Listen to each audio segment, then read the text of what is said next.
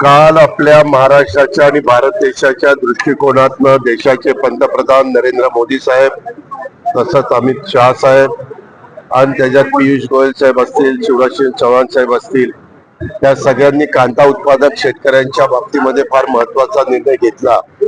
निर्यात जी 20% निर्यातीला जो कर लागलेला होता त्याच्यातला 20% कर त्यांनी हटवला आणि त्याच्यावर निश्चितपणे कांद्याचे भाव वाढण्याच्या करता, इव्हन आपला कांदा परदेशामध्ये जाण्याच्या करता त्याचा खूप चांगला फायदा माझ्या कांदा उत्पादक शेतकऱ्यांना होणार आहे.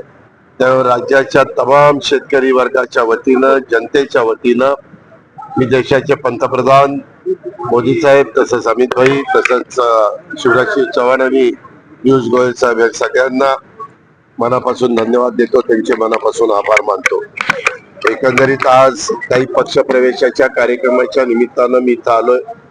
आमची सुरुवात आमदार म्हणून प्रतापराव चिखलीकर साहेबांनी त्या ठिकाणी यावेळेस निवडणुकीमध्ये केली. आम्हाला महायुती आपापल्या परीनं आपला आपला पक्ष वाढवण्याचं काम करतेच आहे. त्या पद्धतीनं मी पण महायुतीचाच घटक आहे, त्याच्यामुळे आम्हालाही आमचा पक्ष वाढवण्याचा त्या पूर्णपणे त्या बाबतीमध्ये अधिकार आहे.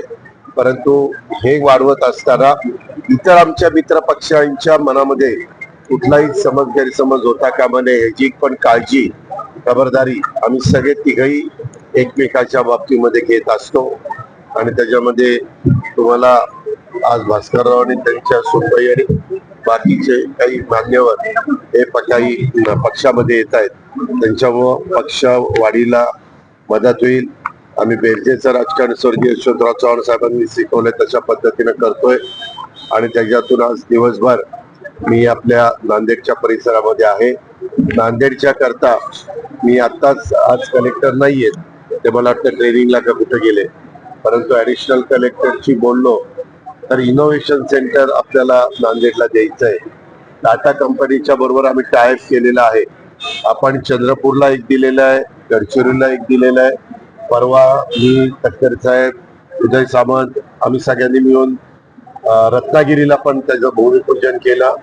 ते मराठवाड्यात पण साधारण 3 ठिकाणी द्यायचा आमचा मानस आहे. एक इकडच्या भागात नांदेडला, दुसरं बीडला आणि तिसरं संभाजीनगरला. त्याच्यामुळं अलीकडच्या काळात आर्ट्स, सायन्स, कॉमर्स याचं शिक्षण घेतल्यानंतर तेवढ्या काही मोठ्या प्रमाणावर नोकऱ्या उपलब्ध होत नाही आणि म्हणून आता ह्या गोष्टीला कौशल्य विकासच्या निमित्तानं आम्ही ह्या कामाला जास्तीचं महत्व दिलेलं आहे. आणि त्याच्यातून साधारण ज्या काही कोर्सेस केल्यानंतर त्या मुलींना नोकऱ्या उपलब्ध होतील अशा प्रकारचे कोर्सेस हे वेगवेगळ्या भागामध्ये देण्याचा काम राज्य सरकारच्या वतीनं टाटा ट्रस्टचा बरोबर घेऊन आम्ही करतोय. त्याच्यामध्ये साधारण रेशो असा असतो, तर 195 कोटी रुपयाचा प्रकल्प राबवायचं म्हटलं तर जवळपास 160 ते 165 कोटी रुपये टाटा देतं आणि 35 ते 35 कोटी रुपये राज्य सरकार त्या ठिकाणी. राज्य सरकार म्हणजे आता इथं आपण डीपीसी मधनं घालणार आहे. त्याबद्दल अतुल सावे हे आपले पालकमंत्री आहेत, त्यांच्याशी पण माझी चर्चा झालेली आहे आणि त्यांनाही मी सूचना दिली. बीडचा मी पालकमंत्री असल्यामुळं तिथं काही तो प्रश्न नाही, ते मी करणारच आहे. आणि संभाजीनगरच्या बाबतीत पण शिरसाटांशी चर्चा करून इथल्याही मुला मुलींना एक नवीन दालन आम्ही या निमित्तानं रोजगार मिळण्याच्या करता उघडतो. कोरटकर अजून पकडले गेलेले नाहीये, चाललेलं आहे. पोलीस यंत्रणेचं काम करतायत. कधी कधी एखादी गोष्ट पकडण्याच्या करता वेळ लागतो, परंतु ते मुद्दाम कोणी प्रयत्न करता अशातला भाग नाही. आजपर्यंत कुठल्याही न्यायालयाने त्यांना जामीन मंजूर केलेला नाहीये. आणि त्याच्यामुळं जे काही चुकीचं वागत असतील ते कुठल्या गटाचे, तटाचे, पक्षाचे कोणी असू द्या, त्यांच्यावर कारवाई संविधानाच्या, कायद्याच्या आणि नियमाच्या या सगळ्या जो काही त्याचा हे आहे त्या निमित्तानं आम्ही त्या ठिकाणी घेतो. लाडकी बहीण योजना चालू केली तेव्हा पैसे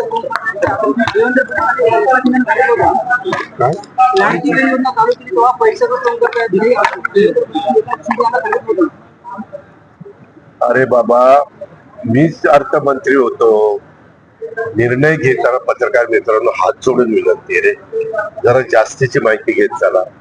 ज्यावेळेस एखादा निर्णय होतो तो कॅबिनेटला जातो. कॅबिनेटमध्ये मुख्यमंत्र्यांच्या पासून सगळे 42 मंत्री हजर असतात. ते चर्चा करतात. आपापली भूमिका तिथं मांडण्याचा अधिकार असतो.